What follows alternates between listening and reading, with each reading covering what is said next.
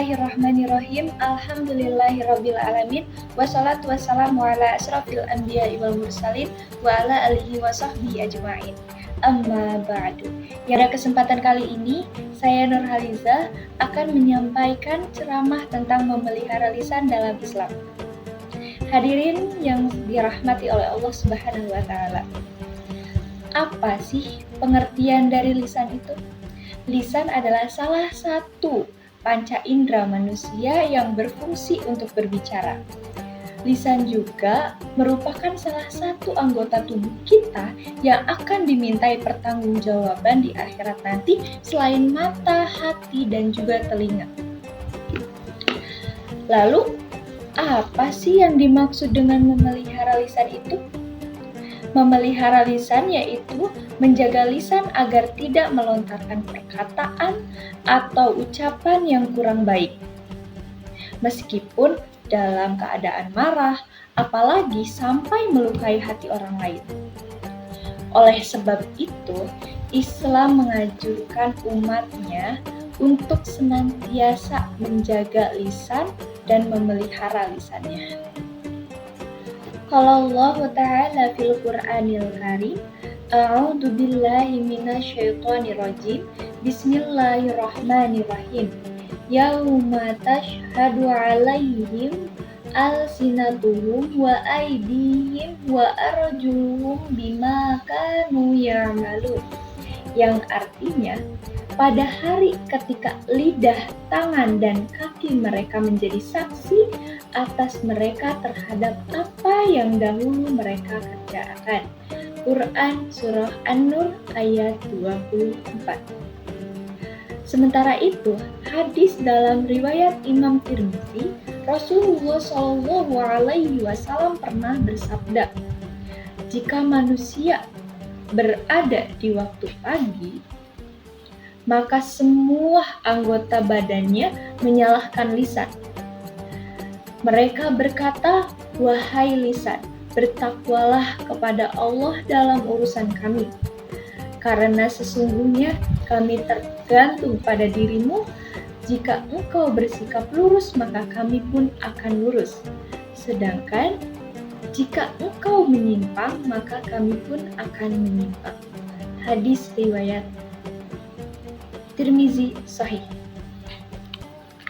Dalam Islam, lisan yang tidak terjaga akan memunculkan perilaku-perilaku yang tidak terpuji. Dosanya lisan ini ada yang namanya dusta, ada yang namanya fitnah, ada yang namanya ghibah, dan ada juga yang namanya mengadu domba. Orang-orang yang melakukan hal-hal seperti itu adalah orang yang tidak menjalankan perintah Allah dan Rasul-Nya. Seperti ghibah, fitnah, berkata-kata kotor, berkata-kata keji. Itu tidak boleh keluar dari mulut seorang mukmin. Karena orang-orang beriman itu yang terlihat salah satunya dari lisannya, dari cara berbicaranya. Ada suatu ketika, Alkisah, suatu hari ada yang bertanya kepada Rasulullah, ya Rasulullah, tetanggaku itu ibadahnya bagus, sholatnya, baca Qur'annya, semuanya bagus. Tapi kalimatnya, lisannya menyakiti hati tetangganya. Lalu, apa kata Rasulullah? Kata Rasulullah, dia adalah ahli neraka. Kenapa begitu? Seharusnya sholatmu itu membuat akhlakmu menjadi baik, lisanmu menjadi baik. Seharusnya pengajian yang engkau datangi rutin itu membuat akhlakmu menjadi baik. Tapi kenapa lisanmu itu suka berdebat dengan perdebatan-perdebatan yang kotor, perdebatan-perdebatan yang kasar, perdebatan-perdebatan yang keji?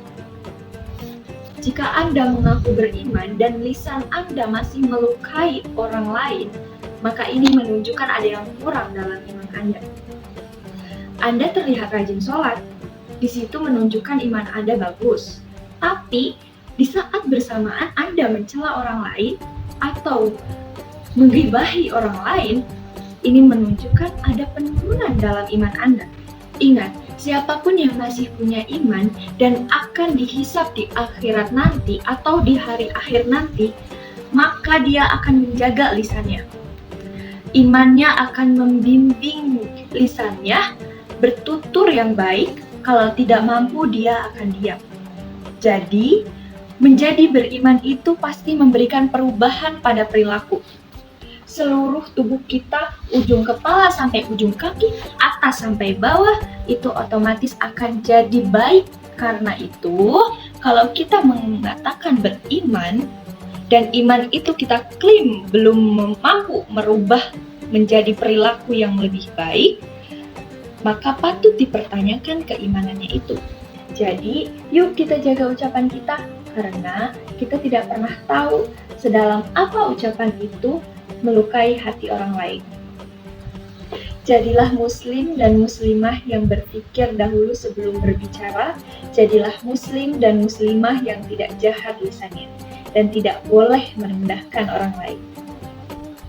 Yuk, mulai sekarang kita bersama-sama untuk menjaga lisan kita, ucapkan hal yang baik, jangan lagi mengatakan hal yang dapat menyakiti atau bisa tidak baik untuk orang lain.